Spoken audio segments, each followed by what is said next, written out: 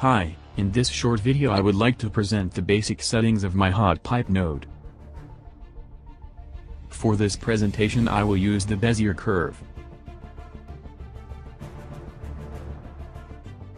With UV for mapping checked.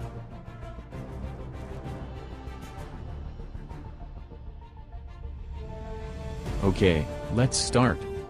As you can see, the hot pipe node contains among others two basic shaders, principled BSDF as a base, and emission, which represents a very hot metal. On the main node we have a few useful sliders that will allow to customize the final look of the shader in a very simple and easy way, but one by one it looks like this. Base color socket is the basic color of principled BSDF shader. Factor slider allows you to change the intensity of the effect excluding emission, which I will talk about in a moment. Offset slider allows you to change position of the entire color spectrum while maintaining their width, with the exception of the first color.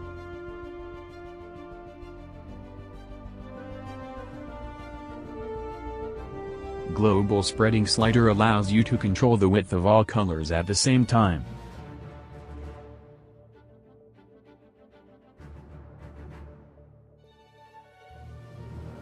Blending slider allows you to adjust the value which is responsible for the mixing of all colors of the spectrum. The emission slider allows simulating a very hot metal. As you can see, setting this slider in the one position will automatically move the remaining colors to the appropriate position. In this case you should use only 0 and 1 as a position for the slider. Spreading sliders under each color sockets allow you to adjust the width of each color separately. Position of the subsequent colors will also be automatically adjusted.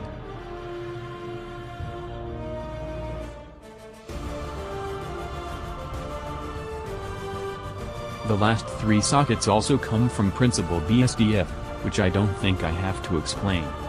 I hope that this group will be useful for you, for example in the creation of artistic motorcycle or car exhausts.